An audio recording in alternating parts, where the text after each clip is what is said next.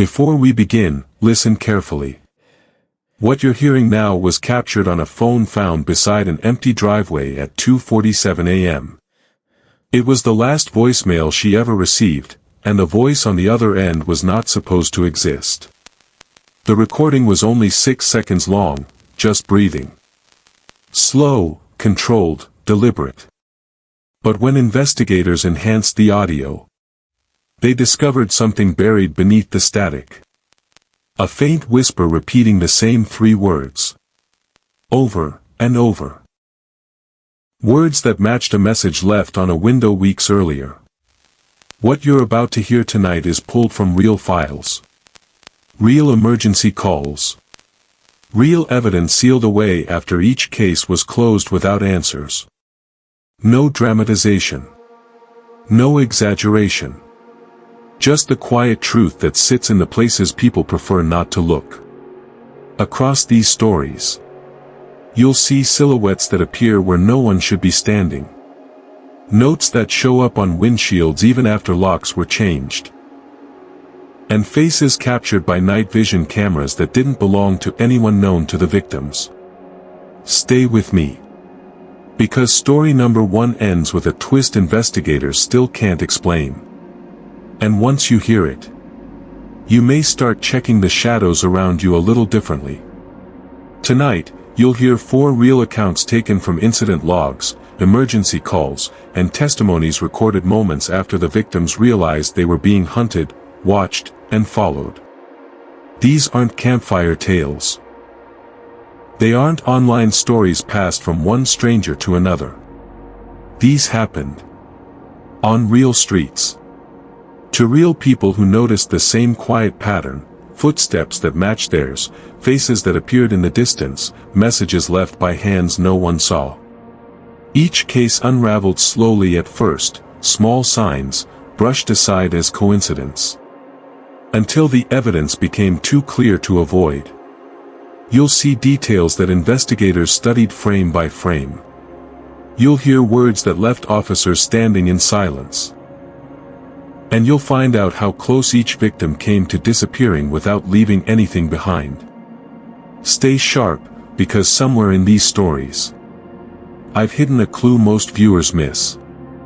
If you catch it, you'll see the connection that ties all 4 cases together, long before the final twist reveals it. Our first case begins with a 27-year-old nurse who lived alone on the 2nd floor of a modest apartment building. Her schedule was unpredictable, late shifts, early mornings, long nights of silence. And according to her statements, the first warning sign arrived on a Thursday just after sunset. Waiting on her front door was a small note. No envelope. No signature. Just a simple message written in careful handwriting. You have a warm smile. A harmless compliment. Or at least that's what she tried to tell herself.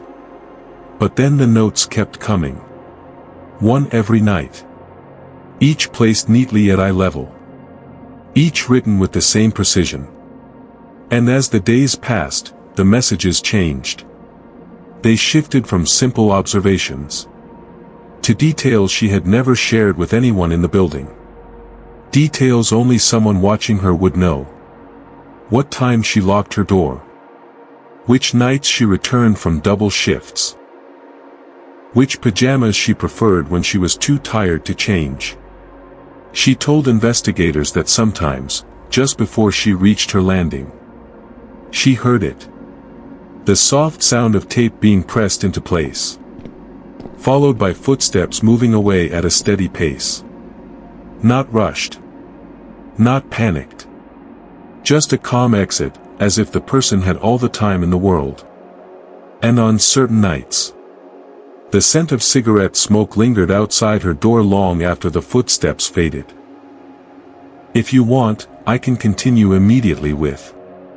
In the following weeks, the notes became only one part of what she reported. During her walks from the hospital to her car, she began noticing someone at the far end of the parking lot. A figure standing perfectly still. No movement. No gestures. Just a silent presence positioned beneath the weakest bulb in the lot. She never saw him approach. Never saw him leave. He was simply there. Whenever she worked the late shift and whenever she parked under the same space she always chose. At first, she convinced herself it was another tenant. Someone waiting for a ride. Someone who happened to be out at the exact moment she passed by. But the posture never changed. The distance never shifted. And even from far away, she could feel the weight of his attention. Then came the night she found a message different from all the others. A simple line. 7 words. Written in the same exact handwriting. Red pajamas again. Cute. According to her statement, she froze in the hallway, gripping the note so tightly it crumpled in her hand. She slept with her curtains closed every night. She worked long hours. She kept to herself. No one should have known what she wore inside her own home. Who wrote that if she never opened her curtains? At this point, would you have moved out immediately, or stayed? The next development came on a morning when she was leaving for an early shift. As she opened her door, she felt something uneven beneath her foot. Small, metallic, cold. A key. Old. Worn at the edges. And unmistakably not hers. She kept her spare keys inside her kitchen drawer. Her landlord confirmed every lock in the building used a different set. So the question wasn't only who placed it there, but what door it belonged to. According to the police report, she handed the key over during her first official complaint. And that's when officers found something she hadn't noticed. Behind her apartment, tucked between overgrown shrubs, was a second entrance seldom used. A back door meant for maintenance crews. Around its lock, barely visible unless examined closely, were thin scratch marks running in tight arcs. Marks from someone attempting to fit a key that didn't match. This wasn't a random object left on her mat. It was a failed attempt. A hint she was never meant to see. And here's the part most viewers miss. Did you catch the first clue? Someone had already been inside. 2 weeks after the key was found, the evidence shifted from unsettling to unmistakably dangerous. According to her statement, it happened at 3:14 a.m. She woke suddenly, no dream, no noise she could place, just the instinct that something inside her apartment wasn't right. Then she heard it. Slow, cautious footsteps moving across the hallway floor. Not the building settling. Not a neighbor. These were steps made by someone who knew exactly where to walk, and where the boards wouldn't creak. She slipped out of bed and backed into the bathroom, closing the door with the smallest movement she could manage. She told investigators her hands were shaking so violently she had to cover her own mouth to keep quiet. In the dark, she pressed her ear to the door. And that's when she heard it. Breathing. Slow. Steady. Right on the other side of the thin wooden frame. Then everything stopped. No more steps. No more breath. Just a silence so complete she wasn't sure if the intruder had moved. Or if they were waiting for her to make a sound. She nearly screamed when her phone buzzed. An unknown number. One message. Don't cry. I just want to talk. She hadn't made a sound. She hadn't turned on a single light. Whoever was in her hallway knew exactly where she was. Police arrived within minutes. They searched every room, every closet, every corner of the small apartment. And found no signs of forced entry. No footprints. No fingerprints. Nothing missing. But one detail stood out. A discovery an officer made while sweeping the bedroom. The inside of her closet door was warm. Not from the heating system. Not from sunlight. Warm in the way something becomes after a person has been pressed against it. Someone had been standing there, listening. Just moments before the police arrived. The next morning, she doesn't pack, she flees. Leaves clothes, dishes, everything. She just wants distance. Silence. Safety. For a while, life settles. New apartment. New locks. New routine. She tells herself the nightmare is over, that whoever he was, he stayed behind with the life she abandoned. But months later, she gets a call. From a detective. A new tenant had moved into her old unit. He'd been rearranging the bedroom shelf when it scraped against the wall, revealing a small square outline. A hidden panel. Behind it, a crawl space. Inside, police found blankets, half-eaten food containers, crushed cigarette butts. And a box. Inside the box, Polaroids. Dozens. Every one of them was her. Sleeping. Showering. Changing. Lying on the couch in her red pajamas. Photos taken from angles she never noticed. Angles inside her apartment. The last picture. Her, crying in the bathroom, the night she heard the footsteps. And the timestamp proved something horrifying.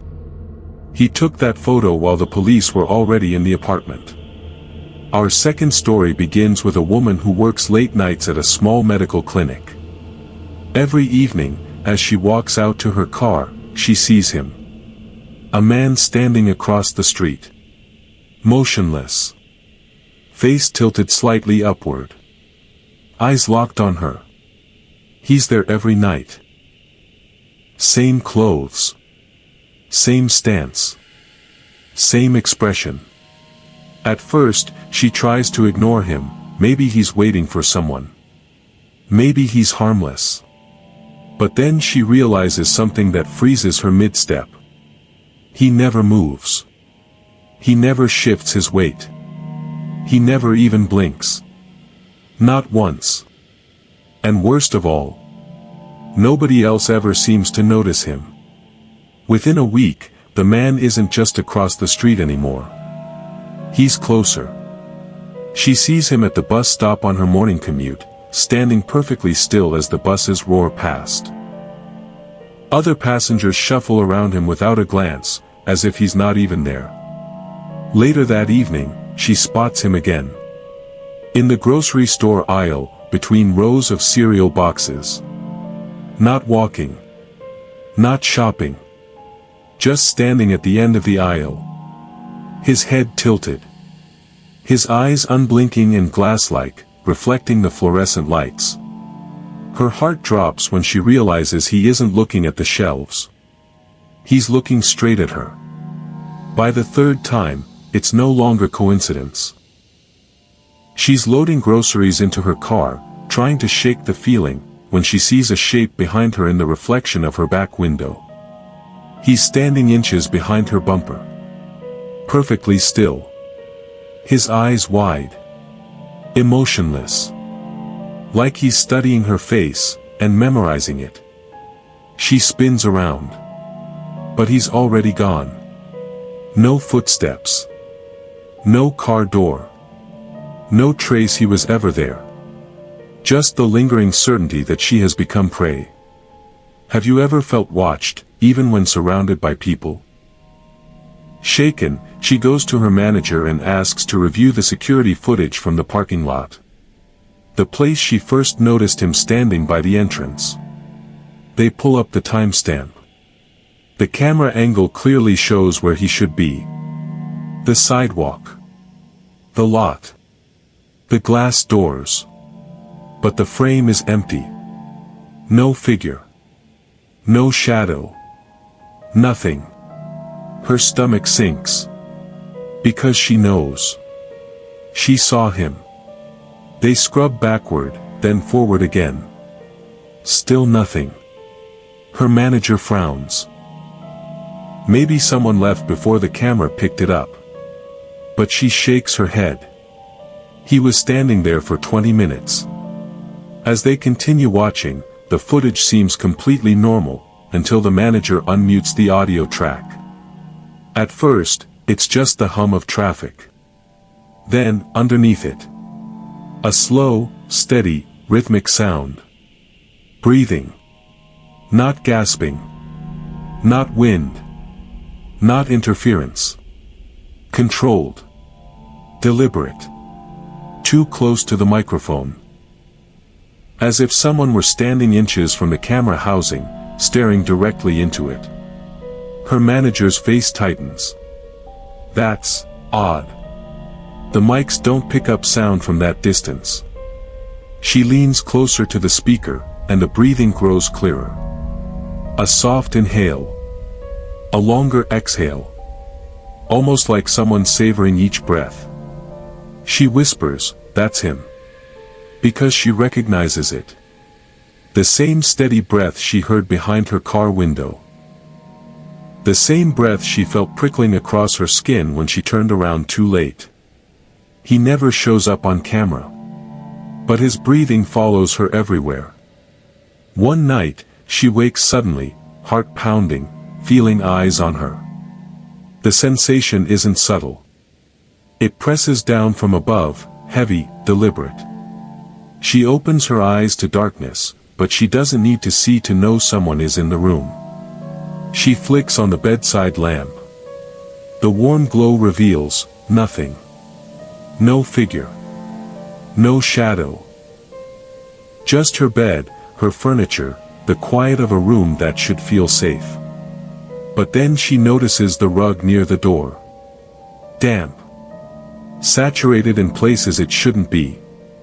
And the door chain, the little chain meant to provide a sense of safety. Dangling loosely, as if it had been unlatched from the other side. She freezes, listening. No footsteps. No movement. Just the quiet, and that lingering feeling of being watched. She checks every corner. Cupboards. Closets. Behind the curtains. Nothing. No forced entry. No footprints. No one to explain the wet rug, the loose chain. Or the undeniable certainty that someone had been standing over her while she slept. She wasn't imagining it. And whatever, or whoever, it was closer than she could ever imagine. Days after the incident, the building's maintenance crew discovered something that sent a shiver through investigators. A man had been hiding inside the maintenance shaft, narrow, dark, and difficult to access.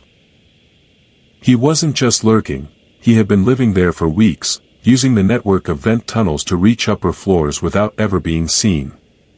Officers found his makeshift setup, blankets, food wrappers, and a notebook filled with observations about the residents. Every detail meticulously recorded. When police finally questioned him about why he targeted her, his answer was startling in its simplicity. "She always smiled at me," he said. No remorse. No explanation beyond that. Just the calm assertion that a single, ordinary gesture had justified weeks of surveillance, intrusion, and terror. For the woman, the nightmare ended that day. For investigators, it raised the chilling question. How many other residents had unknowingly become part of his silent watch? Our third story begins with a teenage girl who started receiving calls from a blocked number, every night, at exactly 2:14 a.m. At first, she ignored them. She thought it was a prank, a misdial, someone testing her nerves. But the calls never ended. Each night, the phone would ring. She would answer, heart racing, only to hear nothing. No voice. No words. Just breathing. Slow. Steady. Measured. It wasn't a phone glitch. It wasn't static. It was deliberate. And with every night, the feeling of being watched, of someone knowing exactly when she would be alone, grew stronger.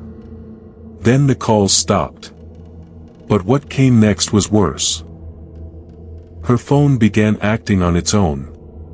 Late at night, she'd watch her social media apps open by themselves. DMs sliding up as if someone else were scrolling through her private conversations. Notifications vanished the moment she tried to read them. Photos from her camera roll. Birthday pictures, screenshots, notes. Started disappearing one by one. No pattern.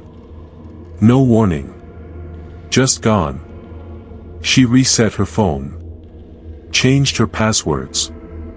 Switched devices. But it didn't matter. Whatever was happening wasn't coming from her side. One night, while checking her gallery, she saw a new folder. It hadn't been there earlier. She tapped it. Her screen froze for a moment, just long enough for her breath to catch. Before the folder finally opened. Inside was a single file. A still image with a name she never typed. The folder was titled, "Look Behind You." She didn't. She couldn't. For a moment, all she could hear was her own heartbeat. And that familiar, steady breathing. Coming through the phone speaker even though no call was active. After the folder appeared, she started watching everything more carefully. Every click. Every notification. Every flicker of light. That's when she saw it. Her laptop, closed, untouched, sitting on her desk. The webcam indicator light flickered on for half a second. Then off. Then on again. It wasn't a glitch. This was a closed laptop. A device that shouldn't be recording, or streaming, or watching. She held her breath, staring at that tiny pinprick of light. It blinked once more, then stayed dark. But the message was clear. Someone had been accessing her camera remotely. Someone had been looking at her. Even when the screen was shut. Even when she thought she was safe. And for the viewers. This moment matters. This isn't just another scare. This is the thread that connects everything you've heard so far. Pay close attention. There's a detail here, linking this story to the others. The breathing. The timing.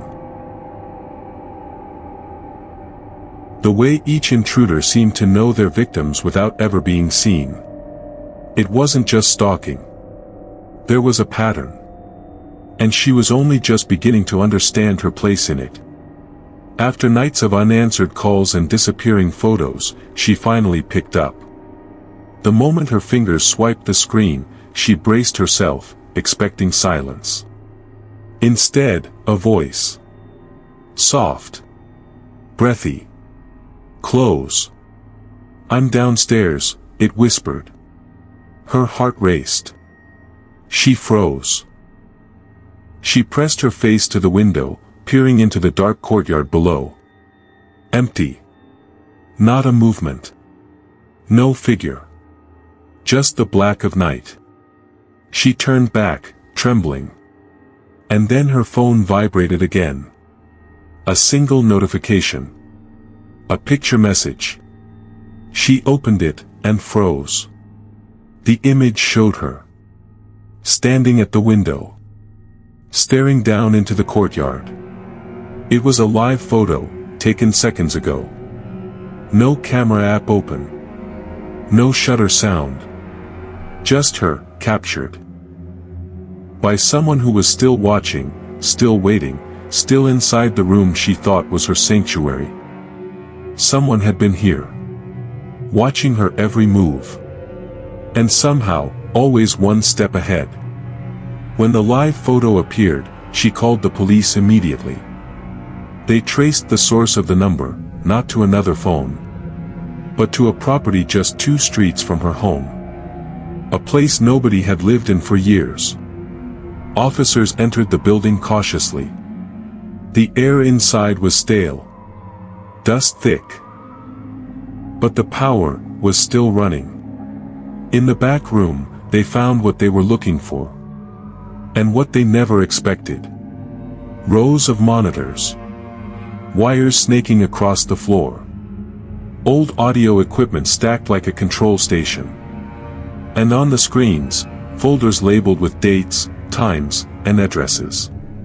One officer clicked through the files. There were recordings. Dozens of them. Footsteps in hallways. Breathing through vents. Phone audio captured from unknown devices. And then, the most disturbing discovery. Footage of all 3 previous victims. The nurse. The woman followed by the unblinking man. And now, the girl receiving the nightly calls. Their homes. Their bedrooms. Moments when they thought they were completely alone. The detectives realized this wasn't a single case. It wasn't random. It wasn't coincidence. This is where the stories begin to connect. 4 victims. Similar behaviors. The same presence in the audio. The same breathing. Something. Or someone had been watching them long before any of them noticed. Our final case was filed by a college student who walked the same route home from evening classes every night. At the end of his street stood one streetlight. Old, humming, barely holding its brightness. Under it was a man he'd never seen before. Tall. Motionless. Hands at his sides. He never stepped forward. Never paced. Never acknowledged him. Just stood there, as if waiting for something only he understood. For the first few nights, the student tried to ignore it. He kept his eyes down, hurried past, and convinced himself that it was just someone passing through. But the figure never left. Night after night, he returned to that same spot under the white glow of the lamp. Rigid, silent, always facing the same direction. Then came the night that changed everything. As the student turned onto his street, he noticed the lamp was out. No glow. No hum. Just darkness stretching across the asphalt. But even without the light, he could see it. A shape. Closer than before. Standing halfway up the block, exactly where the shadows began. His hands shook as he called police, unable to take his eyes off the figure. A patrol car arrived within minutes. Officers searched the entire stretch of road, yards, parked cars, alley entrances. And found no one. Not a footprint. Not a scuff mark. Nothing. Later that night, one of the responding officers reviewed his cruiser cam out of routine. At first the footage showed only the quiet street. Until a few minutes in, when the officer stepped away from the car.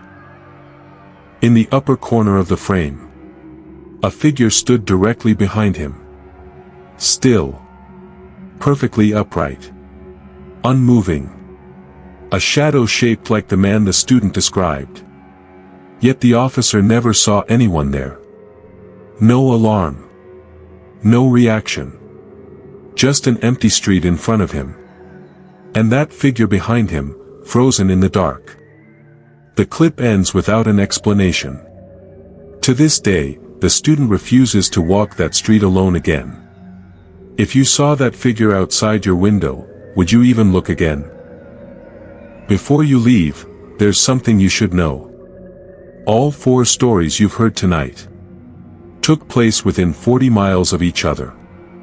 Same region. Same time frame. Different victims. But a pattern investigators never officially addressed. Authorities never connected the cases. But every witness described the same detail. The breathing. And to this day, nobody knows where he is now. Which story kept you awake the longest? Tell me in the comments. If you can sleep after this. These were the 4 real stalker stories you were never meant to hear. Each one real. Each one terrifying. And each one, closer than you think. Which one terrified you the most? Comment below, and tell me, would you like part 2?